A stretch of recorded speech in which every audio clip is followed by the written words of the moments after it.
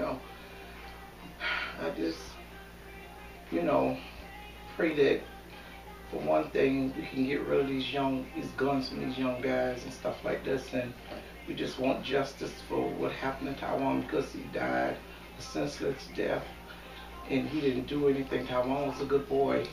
He didn't do anything to nobody, and he was called to his death for just unnecessary reason. And I think justice should be served to the max of what happened to him, because it shouldn't have happened. And that's just my feeling about it.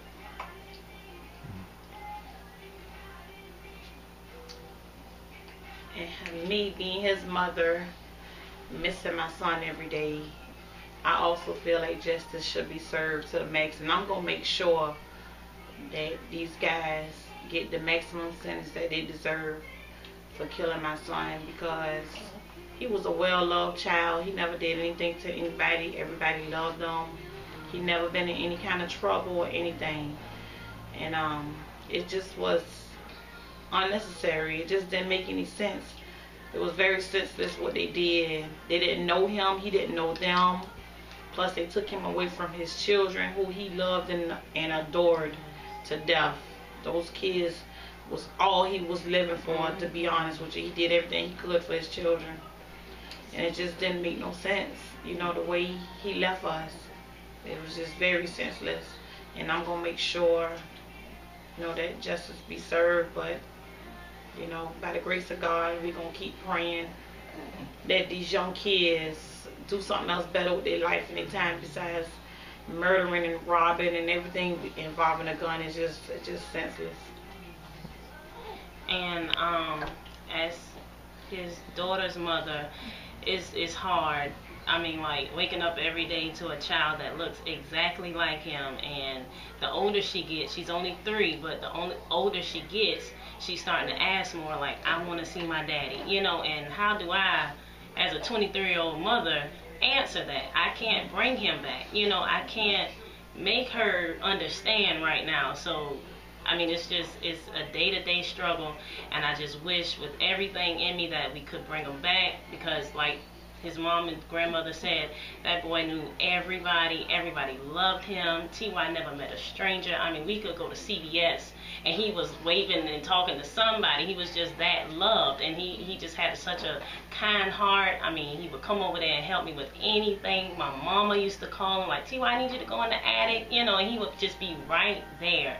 And just to lose somebody so soon, so just, I mean, with a free heart and a loving spirit, it's hard. It's hard. But like they said, justice will be served, and I know that we serve a wonderful and awesome God who does not, you know, like show favoritism, and he will make sure that T.Y. will see justice. Even in his death, it's going to work out. That's, I just choose to believe. So we just got to keep praying, stay strong as a family, as a unit, love each other, support each other, and we'll make it through it. But Lord, how we miss him so much, so much. So that's all I want to say. Well, by me being his brother, you know, it's hard for me. I used to see him every day walking back and forth through this house every day. Me, him, my grandma. And now it's just changed, a lot changed. And we was on bad terms before he left me or whatnot. But I can't hold that against him, because he gone now. But we ain't never get to meet up and talk how we supposed to, and, you know, be there for each other like we supposed to. But I'm glad I get to live to, you know, keep his spirit alive, and, you know, keep people, you know, to remember him as a good person and tell about him, because I grew up with him.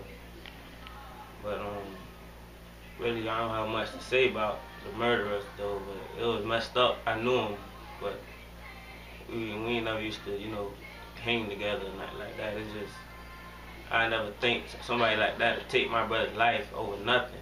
It don't take nothing, but just want to make a name for no reason. It's just stupid, you know. But that's just life, and that's just black folks. I hope it change. But, you know, people don't believe in change these days. That's what it seems like. But I don't have much to say though. I just miss my brother, and I love him. I want him to know that. I pray every night. I love him.